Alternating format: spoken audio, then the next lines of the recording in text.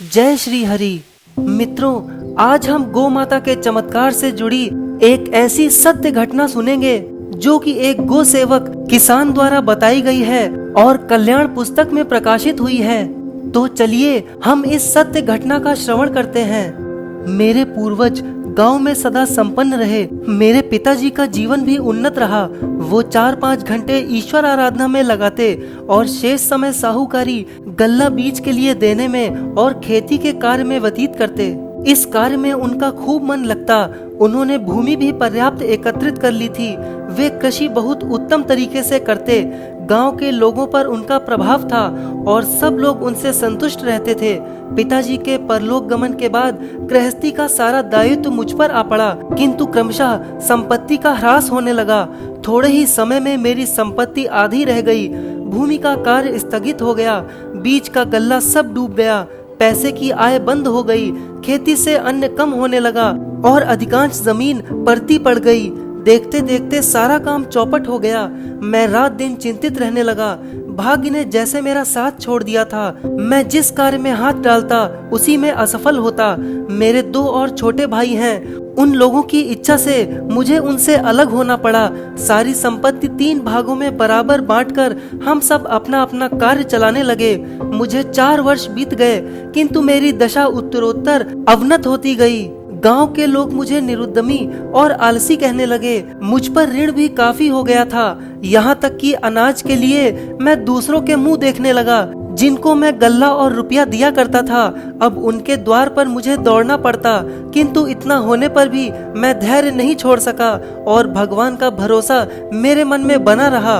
एक दिन चिंतित मन से मैं चारपाई पर लेटा हुआ था कि मेरी आंख लग गई। निद्रा में मुझे लगा कि बैल गाय मुझे मारने दौड़ रहे हैं और मनुष्य की भाषा में बोलते हुए मुझसे कह रहे हैं कि अभी हम तुझे और तंग करेंगे। तूने अपने खाने पीने के सिवा कभी हमारी भी खबर ली है कि हम भूखे हैं या प्यासे हैं? गौशाला में कभी जाकर देखा भी है कि वो साफ है या हम गोबर मूत्र में पड़े हैं? तू अपने इसी पाप का परिणाम भोग रहा है। तू अब भी चेत जा और अपना तरीका बदल दे, नहीं तो अंततः तेरा सर्वनाश हो जाएगा। गाय बैलों के वचन सुनकर मुझे बहुत व्यथा हुई और मैं चौंक कर जाग उठा।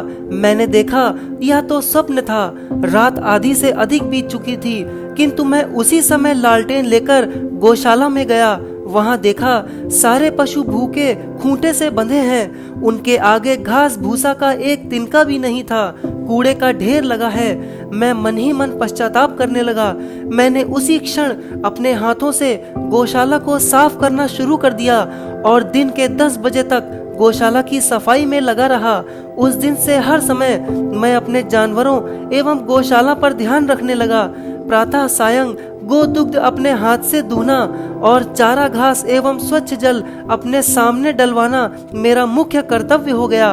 मेरे गाय बैल जब चरने जाते तब मैं गौशाला अपने हाथों से साफ करता।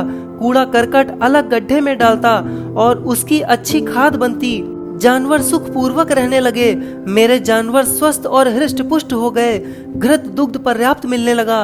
बैलों के सुस्वास्थ्य के कारण मेरी कृषि चमक उठी और अनाज 5 गुना 6 गुना उत्पन्न होने लगा। खेती में मेरी रुचि बढ़ गई और निराशा दूर हो गई। ऋण भी अधिकांश चुका दिया गया। मेरी स्थिति में काफी परिवर्तन हो गया। मुझे निरुद्यमी, आलसी और अभागे कहने वाले लोग अब मेरी प्रशंसा करने लगे।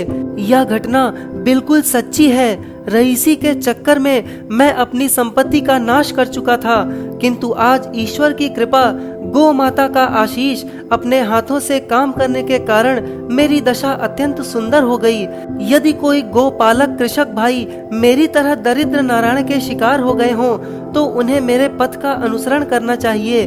मैं डंके की चोट कर कहता हूँ कि भगवान पर विश्वास और गौ माता की सेवा से बुरी हालत बदलकर अच्छी हो जाएगी।